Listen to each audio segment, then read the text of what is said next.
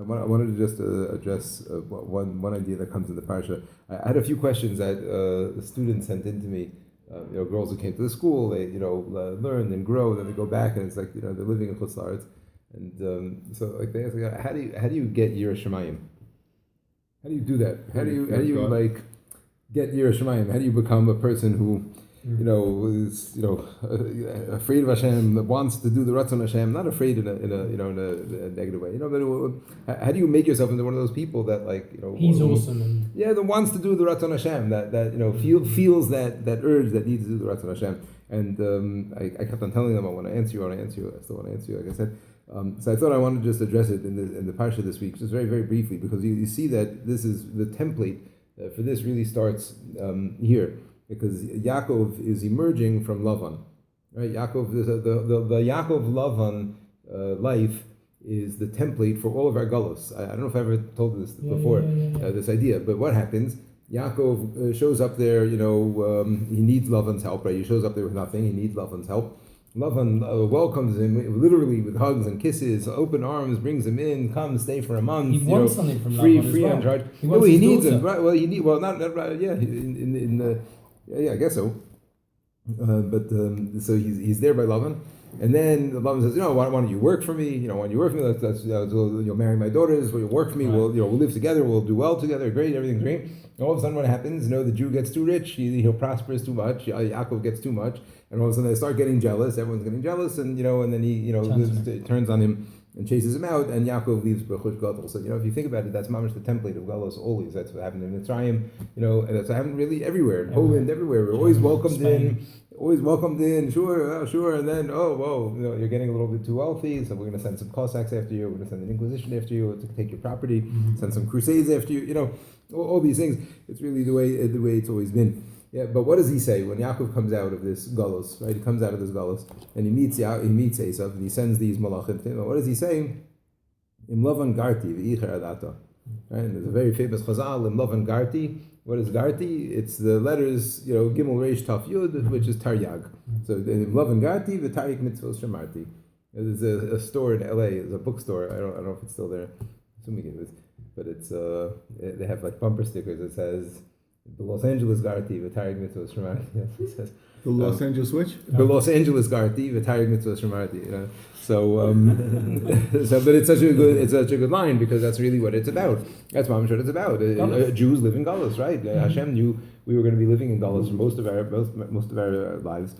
And a Jew has to know how to live in Galus, right? It's not like, a Jew can whine and complain as much as, we're in Galus, okay, but you have to know how to be mistader. You got to do, you have to know what to do. And we see that Yaakov is able to do that. Is able to go through all these years in Lavan and say, but I did it. I did it. I did the mitzvahs. I did what I was supposed to do over there. Even though it's b'di'evid, even though it's not the best situation to be in. Mm-hmm. So the question is, how do you do that? How is a person able to do that when a person, especially living in Galus, you're distracted and you're bombarded? Especially today, it's Thanksgiving. Happy Thanksgiving, everybody! There's our Thanksgiving dinner over here. A bunch of Brits and Canadians and Israelis. I'm the only American here. Happy Thanksgiving, ladies in America. I don't even know what it is. You don't know what it is. Okay, terrible, right? Only American. Okay, so the something to do with Turkey. Something to do with Turkey, right? But not the Russian plane getting shot down. Right. Yeah, mamish, the right season. So what is that? How is a person supposed to do it? In other words, right, you can't shut yourself down. You can't pretend you're not there.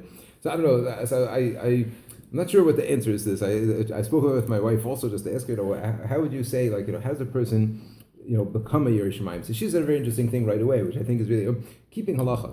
She said, you got to keep halacha. Now, what does that mean? I mean, so many times a person is faced with a halacha that they know what the right thing to do is with them, but they find a way out. They'll find a loophole. They'll be, they'll tell themselves a certain thing. So don't do that. That's following halacha builds Yirat Shamayim, right? Because the more that I am willingly subjugating myself to the structure of the Torah, to the Ratzon of Hashem. So I'm training myself to do the Ratzon Hashem, and sometimes it's harder, sometimes it's easier, right? But the more times I do it when it's easy, so that builds me up to do it when it's hard, right? So that's one thing. It's such a simple idea. I never thought to put it that way, but keeping halacha builds Yirat Shamayim. When a person make sure that they're keeping halacha properly and that they're not cutting corners. And there's a question of a bracha to make or this or that, but they make sure. No, you know what? I want to figure this out to do it right. And so getting into that habit of keeping halacha, and if you think about it, like what was Yaakov's success? V'tarig mitzvah shamarti. I didn't go there and think about them and contemplate them and have them in the back of my mind and couldn't wait for the opportunity to do them. No, I did them. I kept the Torah. I kept the halachos. I did what I was supposed to do. So that's just one interesting thing. That keeping halacha itself breeds further keeping halacha, and it breeds Yirat Shamayim. It breeds like a life of structure, a life of what is Yirat Shamayim? It's constantly remembering Hashem, constantly realizing I'm here for a purpose. I'm not just your stam. There's a reason. There's something Hashem wants from me, and getting into the habit of always keeping halacha, always before I'm doing something, making sure that this is the right thing to do and that I'm doing it right. So that's one thing. So I wanted to make that point. The other point is, and this I really tell students all the time, and one day we'll get back to it over here. But 10 minutes a day of the Sefer Mesilas Yesharim. Plain and simple. 10 minutes a day of Sefer Mesilas Yesharim. Put your phone on, what's it called? Flight mode. Put your phone in flight mode. No calls, no text, no WhatsApp, no reminders, no this, no that. Get any version of Mesilas Yesharim, any English version. There's a million different ones, or Yaakov Hillel, right? All the beautiful, any version. And you set your timer for 10 minutes. Put your phone on the side on a 10-minute timer, and just learn 10 minutes of Mesilas Yesharim a day. That's really, it's a very small amount of time, Yachasita the rest of the day. But it's a sefer, that doesn't let you forget what you're here to do. That's the idea, But like he writes in the Hakdama, you can't just read it and say, oh, now I know what to do and go do it. It's every single day. You need a dose of Yirat Shamayim every day to keep your Yirat Shamayim going. Mm-hmm. Otherwise, you're not feeding it. You're not getting anywhere.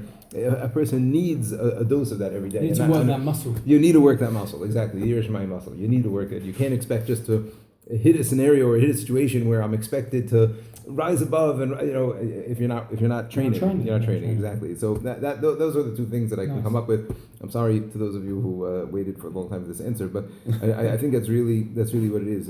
Getting into a life of sometimes breaking myself, sometimes forcing myself to keep a halacha that I don't want to do. Mm-hmm. I find myself sometimes in shul or things like this where there's like a person davening and you're not allowed to walk in front of them. And I really need to go, and I'm frustrated and all these things. But you know what? I have to tell you something. I remember all the time when I was in yeshiva, I read a story about Rav Moshe Feinstein. That's right, that story. That Rav Moshe, when there's a person davening, there was a wall. There was a wall there.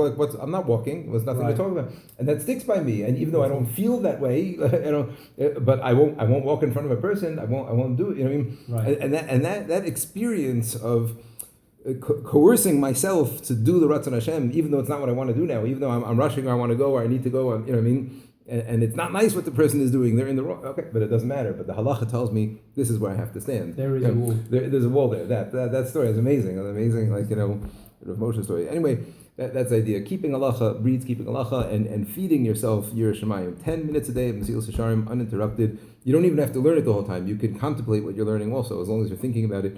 But literally, 10 minutes is a small investment. But I think that the difference it makes is tremendous by just keeping these ideas in your mind. When you learn it a little bit, it stays in. And we'll be zocha to say in love and garti, well in edom garti, whatever. Yeah, v'tarig mitzvah shamarti.